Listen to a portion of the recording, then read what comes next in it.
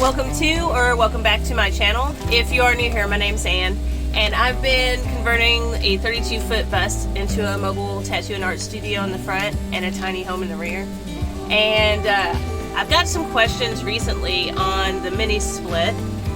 Just wanting to know a little bit more about that because I realized I didn't go that in depth with what it actually is and all of that. So in this video, I'm just going to talk about quickly what the mini split actually is and how I am going to be hooking it up in here, which by the way is happening this week for sure. It's getting hooked up this week, so that's something to look forward to. My allergies are bothering me a lot for the last like 3 or 4 days, so I apologize if my face is a little swollen and maybe my voice sounds funny. My nose is constantly itching and my eyes are constantly watering right now. So just bear with me. I'm going to do my best. I'm not crying, it's allergies. So in short, a mini split is pretty much an air conditioner, right? The difference being that this is a ductless system, which means you don't have to have ductwork going through, which is great for stuff like any kind of, really, if you're adding an extra room onto your house, or for this instance, a bus, and I don't really have room to add a bunch of ductwork and stuff, plus it would cost a lot of money. So this is a great way to do that. Plus it doesn't use as much power as a regular air conditioner would. Like a regular air conditioner, I would not be able to run on solar at all. I will probably still have to get another battery or two in my battery bank to run it like for a while.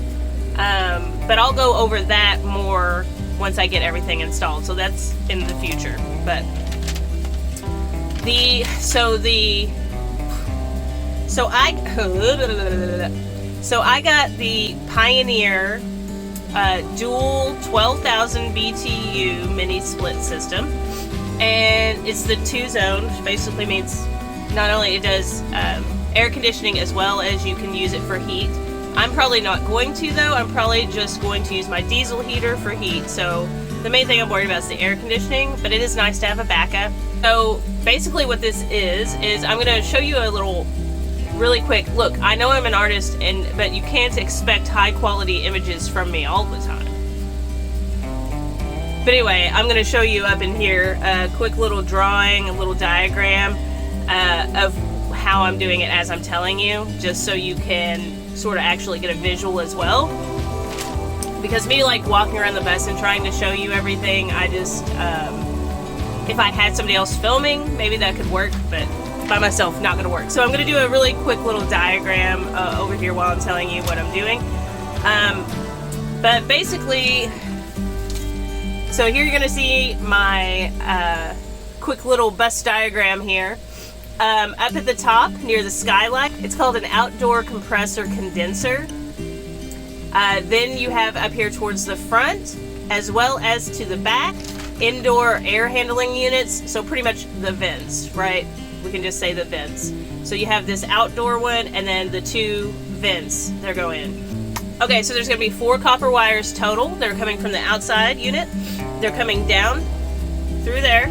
2 of those copper wires are going to the back inside air handling unit, and the other 2 are going to the front inside air handling unit. Those are what's actually going to carry the refrigerant inside and cool everything off. Then after that, we are hooking up the main high voltage wiring.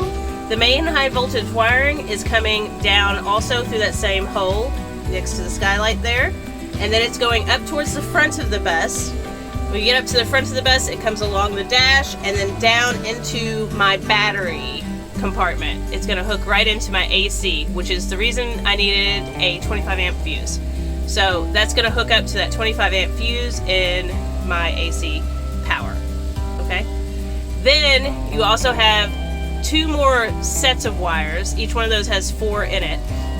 And those are going to be the communication wires that go from the outside unit, 1 to the back and 1 to the front. Once all of that is hooked up, and the drainage holes are drilled out to the outside, then yeah, we should be good. That should be everything hooked up.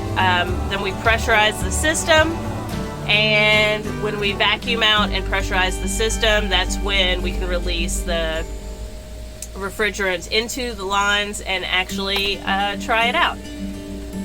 I hope that wasn't super confusing. I am trying my best. I'm so foggy brained that I was like, I need to get this video done, and oh goodness. If you do have any questions at all, do please ask them in the comments below, or if you're a Patreon member, message me on there. Just let me know, and I will do my best to get those questions answered for you as soon as I can, either in another video or I'll just reply in the comments.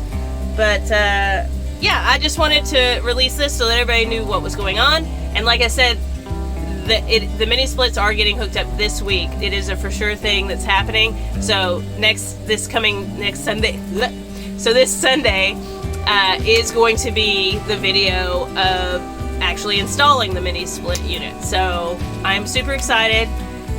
Thanks so much to my Patreon members. I appreciate you guys. Thanks to everybody who is subscribed to my channel, likes, comments on my videos, or checks out any of my other social media. I love you guys so much. Thank you, and I'm going to see you next Sunday where we get this mini split finally hooked up, alright? Take care. Love you. Oh my god. Each of the air handling units. I feel like I'm doing air control right now. So, is this probably easier than I'm making it? Yes. Anyway. You don't need to hook the outdoor.